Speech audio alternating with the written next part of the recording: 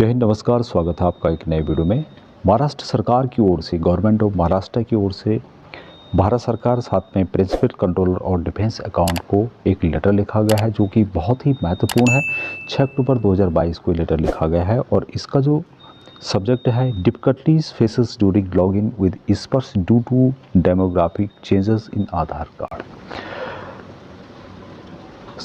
दोस्तों, जब भी हम स्पर्श में लॉगिन करते हैं उसके बाद अपना डाटा वेरिफिकेशन करते हैं, आधार कार्ड, पैन कार्ड वगैरह डिटेल्स उसमें फिलअप करते हैं, तो आधार कार्ड आधार डेमोग्राफिक वैलिडेशन फेल्ड, इस तरह का मैसेज लगभग 90% से ऊपर भूतपूर्व सैनिकों को आ रहा है। जब तक आपका आधार डेमोग्राफिक वैलिडेशन सक्सेसफुली नहीं होगा तब तक आप अपना लाइफ सर्टिफिकेट जमा नहीं कर सकते और अन्य प्रोसेस नहीं कर सकते। जब तक यदि आप लाइफ सर्टिफिकेट जमा नहीं करेंगे तो आपकी पेंशन बंद हो जाएगी, हमारी पेंशन बंद हो जाएगी।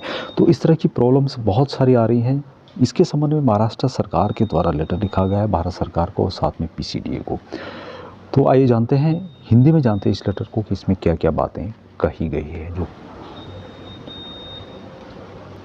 तो यहाँ पे आप लोग देख पा रहे होंगे 6 अक्टूबर 2022 को लेटर लिखा गया है महाराष्ट्र सरकार की ओर से और रक्षा मंत्रालय को लेटर लिखा गया है, साथ में प्रिंसिपल कंट्रोलर ऑफ डिफेंस को ये लेटर लिखा गया है। इसकी कॉपी भेज दी गई है और इसका सब्जेक्ट है स्पर्श के साथ लॉगिन के दौरान आने वाली कठिनाइयाँ आधार कार्ड में जनसांख्यिकीय परिवर्तन के कारण। इसके जो पॉइंट हैं सभी पॉइंट बहुत ही महत्वपूर्ण हैं। सबसे पहले जो पॉइंट है कि केंद्र सरकार द्वारा जारी निर्देशों के अनुसार सभी रक्षा कर्मियों और उनकी विधवाओं की पेंशन, पारिवारिक पेंशन को समयबद्ध तरीके से स्पर्श में स्थानांतरित करना आवश्यक है। यह ध्यान में आया है कि सैन्य रिकॉर्ड और आधार कार्ड में उनके नाम की रिकॉर्डिंग के अनुक्रम के कारण स्पर्श में पेंशन की रूपांतरण के मुद्दे को संशोधित करते समय अधिकांश ईएसएम को कठिनाइयों का सामना करना पड़ रहा है। और दूसरा जो पॉइंट उनके द्वारा कहा गया है कि जब संबंधित ईएसएम स्पर्श वेबसाइट में लॉगिन करता है तो आधार कार्ड संख्या दर्ज करने के बाद आधार जनसांख्यिकीय सत्यापन विफल संदेश प्रदर्शित होता है, यानी कि आधार डेमोग्राफिक वैलिडेशन फेल का जो मैसेज है वो वहाँ शो करता है। महाराष्ट्र के रिवाज के अनुसार सभी दस्तावेजों पर surname, first name, middle name का उल्लेख किया गया है और 10वें प्रमाण पत्र पर एक ही नाम दर्ज किया गया है। उपरोक्त प्रथा के अनुसार एक ही नाम सैनिकों के रिकॉर्ड कार्यालय और पीपीओ में दर्ज है, लेकिन आधार कार्ड में फर्स्ट नेम, मिडिल नेम और सरनेम भारत सरकार के नियमों के अनुसार दर्ज है। महाराष्ट्र के अलावा गुजरात, कर्नाटका और भी कुछ स्टेट हैं जहाँ पे कि सरनेम पहले लगाया जाता है, उसके बाद फर्स्ट नेम लगाया जाता है और उसके बाद मिडिल नेम लगाया जाता है। लेकिन आधार क्योंकि सेंटर का है तो यहाँ पे फर्स्ट नेम, मिडिल नेम और सरनेम का प्रचलन है। और यदि आप इस तरह से वैलिडेशन करेंगे अपना स्पर्श में तो हो ही नहीं पाएगा, क्योंकि वहाँ पे यदि डाटा मैच नहीं हो रहा है, थोड़ा भी मैच नहीं हो पा रहा है तो वैलिडेशन फेल शो करता है। तो यहाँ पे बहुत ही बड़ी समस्या आने वाली है, भूतपूर्व समस्याओं का सामना करना पड़ रहा है भूतपूर्व सैनिकों को। उसी के संबंध में उन्होंने बहुत ही इंपॉर्टेंट यहाँ पे बात कही है। आगे उन्होंने कहा है कि जब ईएसएम ने स्पर्श के टोल फ्री नंबर पर संपर्क किया तो उन्होंने डिस्चार्ज बुक, रिकॉर्ड ऑफिस और पीपीओ के अनुसार आधार कार्ड पर नाम बदलने का भी सुझाव दिया, लेकिन अधिकांश ईएसएम वृद्धावस्था के हैं, इसलिए प्रक्रिया को नहीं जानते, इसलिए हर कोई ऐसा परिवर्तन नहीं कर पाएगा। इस प्रक्रिया से कई ईएसएम की पेंशन रुकने की संभावना है क्योंकि डीएलसी जमा करने में देरी होगी और स्पर्श द्वारा जारी की गई तारीख की समय सीमा समाप्त हो जाएगी। साथ ही चूँकि आधार कार्ड और पैन कार्ड के नाम आयकर कार्यालय में दर्ज किया गया है, भविष्य निधि में, बैंक, सरकारी योजनाओं और अन्य सरकारी कार्यालयों में यदि इस स्तर पर आधार कार्ड पर नाम बदल दिया जाता है तो ऐसे सभी स्थानों पर समस्याएं उत्पन्न होगी।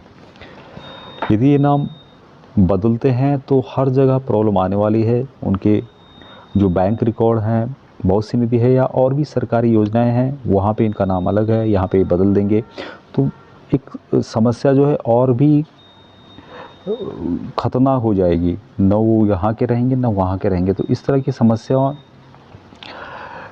जो है बहुत ही घातक हो जाएगी। तो यदि इस तरह का नाम चेंज कर देते हैं तो इनको बहुत कठिन समस्याओं का सामना करना पड़ेगा और टाइम टेकिंग होगा। कितना टाइम लग जाएगा, सरकारी तंत्र है, यदि जहाँ पे 1 महीने का टाइम लगना चाहिए वहाँ पे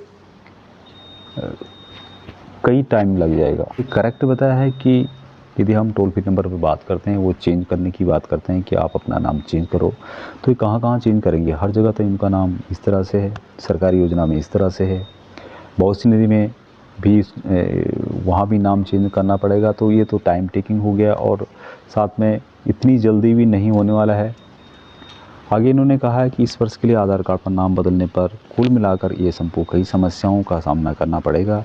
अतः आपसे अनुरोध है कि आधार कार्ड पर नाम स्वीकार करें, भले ही वहाँ उपनाम या प्रथम नाम से शुरू हो, और तदनुसार इस पर सॉफ्टवेयर में उचित परिवर्तन करने का निर्देश दें। साथ ही महाराष्ट्र राज्य के रिकॉर्ड कार्यालय और आधार कार्ड में ये सम और उनकी पत्नी के नाम में परिवर्तन के कारण आधार कार्ड के नाम की बजाय स्पष्ट पेंशन के लिए आधार कार्ड संख्या पर विचार किया जाना चाहिए। तो काफ़ी इम्पोर्टेंट बात इनके द्वारा कही गई है कि आधार कार्ड का जो नाम है उसकी बजाय आधार कार्ड का जो नंबर है उस पर विचार किया जाना चाहिए, क्योंकि उसमें सभी को सहूलियत होने वाली है। आगे ये कहते हैं कि उपरोक्त को देखते हुए आपसे अनुरोध है कि पीसीडीओ को आवश्यक दिशा निर्देश जारी करें। प्रयागराज और थल सेना, नौसेना, वायुसेना की सभी अभिलेख यानी कि कार्यालयों में पेंशन स्वीकृत करने और पारिवारिक पेंशन को स्पर्श में परिवर्तन करने के लिए आधार कार्ड नाम की बजाय स्पर्श पेंशन के लिए आधार कार्ड संख्या पर विचार करें। तो ये काफ़ी इम्पोर्टेंट लेटर महाराष्ट्र सरकार के द्वारा, जो सैनिक कल्याण विभाग महाराष्ट्र सरकार राज्य में है, उनके द्वारा लिखा गया है।